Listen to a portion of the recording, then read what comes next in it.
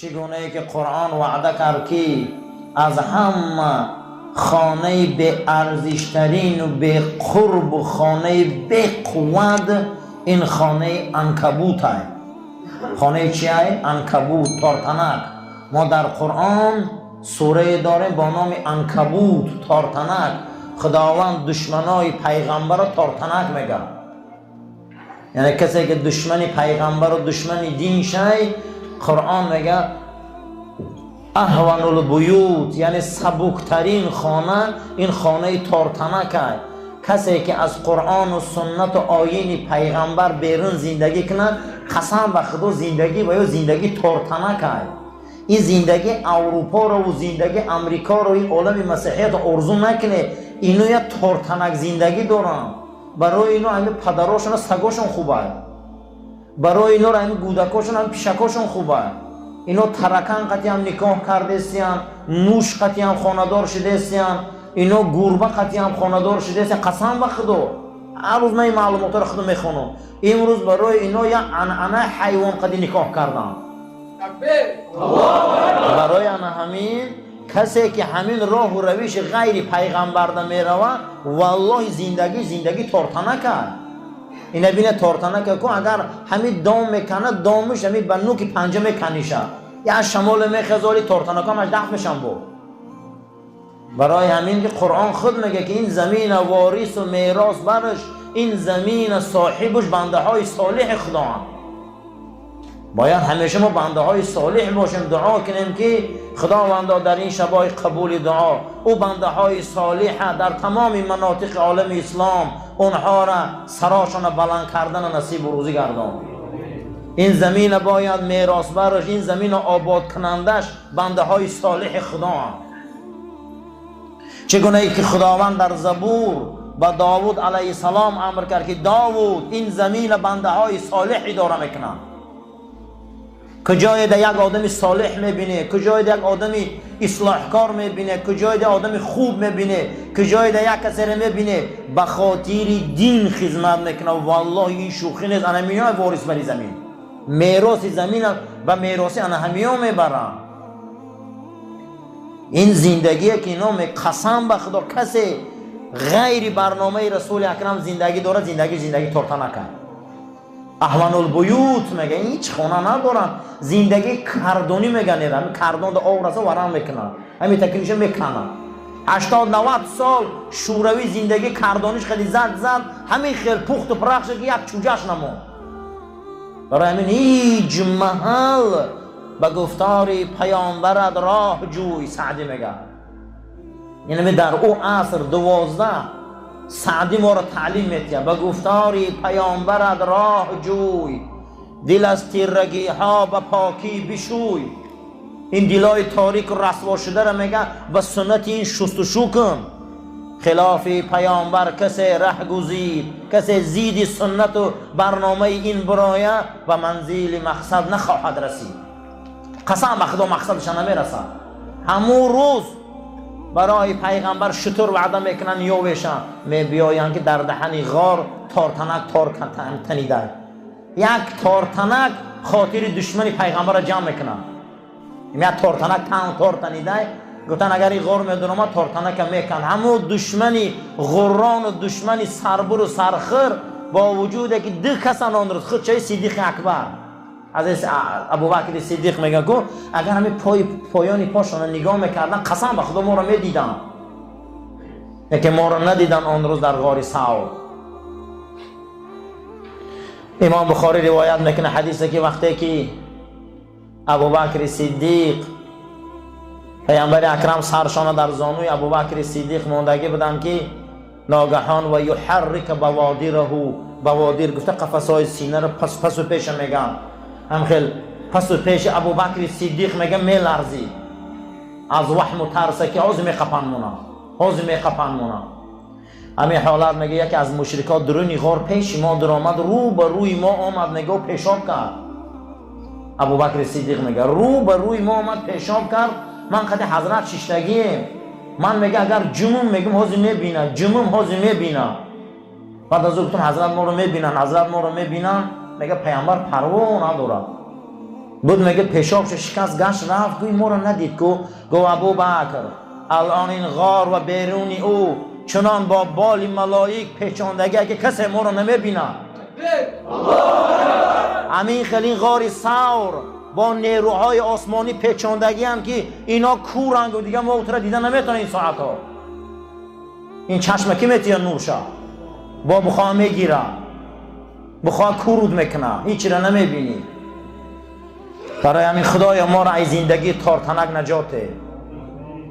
سوره عنکبوت معنیش همینه زندگی تارتنک نکنه زندگی سنت رسول اکرم کنیم. ما انمو زندگی بسم الله الرحمن الرحیم قرآن حکایت میکنه انما اعظکم بواحدت.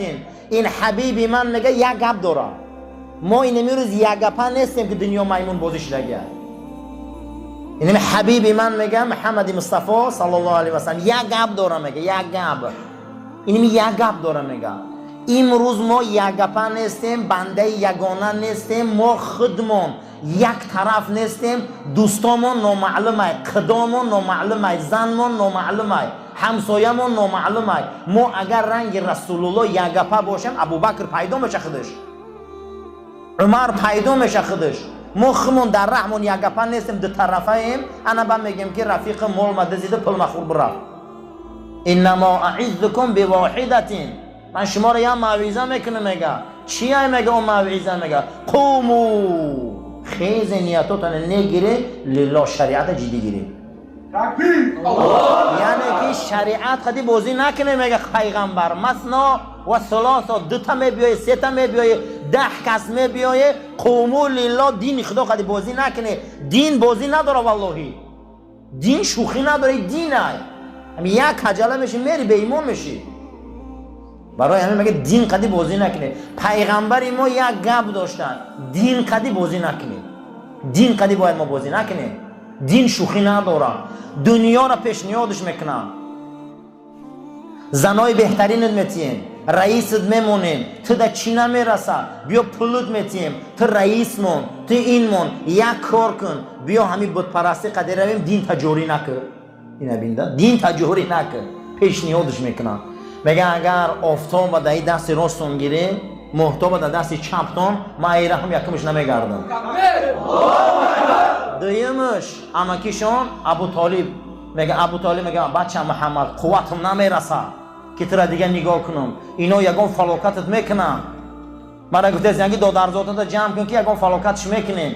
منم دیگه پیر شدم و میگه خیستگاه امکی تا همین روز گفت اکه من دست میکشی یکمش گفت که گوش که من امکی من پروایی به نگاه کردن تو ندارم. پدر حضرت علی را گفت من پروا ندارم که تو مرا نگاه میکنی یا نمیکنی. یکمش دیمش که یا خداوند دینش غلبه میته در زمین یا من در میرم میمرم. ما یگان گرگ من گردش ندارم. این همی یک کار عاقبت کاری من همینه. انما اعظکم بالواحده. این پیغمبری من میگه یک گپ داره یک گپ شدن در کار برادر نه میفراشه همین نمیفراشه جواب خلاص. انا همین خلقتی ما پیش میریم والله. ما امروز یک گپ نیستیم که دو رویه باز سه رویه باز شدگیم نه رفیق حلال داریم نه قدای حلال داریم نه فرزند حلال داریم نه زن حلال داریم. اسلام همین دین یگانه پرستی دوگانه پرستی. ما باید یگانه باشیم. مخی پیغمبر ما انما اعظکم بواحدت گفتن من شما را یک گپ نصیحت میکنم یک گپ تمام اسلام ده شوخی نکنه گفتن. کسی اسلام قدی حاصل میکنه اسلام قدی بازی میکنه اسلام قدی زندگی نمیکنه. زندگی تارتنک زندگی تارتنک در کار نیست. زندگی تارتنک مولا در کار نیست. این همیه. ابوبکر صدیق بینه نکنون چخل میبیاید. ابوبکر صدیق رضی الله تعالی عنه میبیا مسلمان میشه خلیفه دوستی رسول اکرم صلی الله علیه و سلم میشن. همون وقتی که اسلام در مکه مردم غم میتین حضرت حبشه میگیره زمین رو و میگن کجا میری ابوبکر؟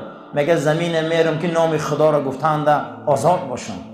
میره و حبشستان او بر میبیاید که وضعیت مکه بیزیبه مسلمانان رو فریب کرده با گشت آمدن. آمدن که خواستن عذابش دهن قبیدن که عذابش میتیم مقصد گپ زنجیرش میکنیم غم دادن ابوبکر که پدر خالد ابن ولید ابن مغیره بسیار آدم کلام بود گفت این جیانی من تقویش میشم امروز بارد امنیت ابوبکر در دست من چقش نشوید در عادت عرب همین بود کسی به کلام میگیره چقش نمیشدن ابوبکر وقتی این خلقی گفت ابوبکر دیگه آزاد شد اولین انسانی که در خانهش مسجد انداخت ابوبکر صدیق بود در خانهش مسجد انداخت در خانهش گریه میکرد در خانهش میگه تا روز قرآن میگه بلند میخوان مشرکا از خشم دست میگزیدن مشرکا از خشم چیکار میکردن؟ دست میگزیدن روز بیرون برآمد که بلال در زیر عذاب است بیرون برآمد که عمار در زیر قمچین است سمیه در زیر عذاب است آمد که در دارالندوه پارلمنتی مشرکا همه شیشتنه در درآمد گفت ای مردم ای کلانای قریش من نزدتان عزیز بودم یا نه؟ تان بله علیم تان بودم یا نه؟ تان بله در بین قریش کی خط و سواد داشت؟ گفتم تو گفتن این امروز عبارت ولید ابن مغیره سرپرستی من ایسری من بگیره گفتن چی با؟ میکشنه گفت برادرای ایمانی من بلال و عمار و سمیه و اونا در زیر عذابن و من با خندیده گردم امروز عبارت تقوی گفت بگی منم غمکنیو من نمیخوام گفت که برادرای من در عذاب باشن من در راحت باشم یعنی که اینما اعیذکم بالواحده اینا یک گپ داشتم ایامی روز عبارت گفت نگهبانی تایسری من گیر ای مردم گفت ولید ابن مغیره دیگر صاحب من نیست کسی رنگ بلال غم میته من بیا غم دادن گیرم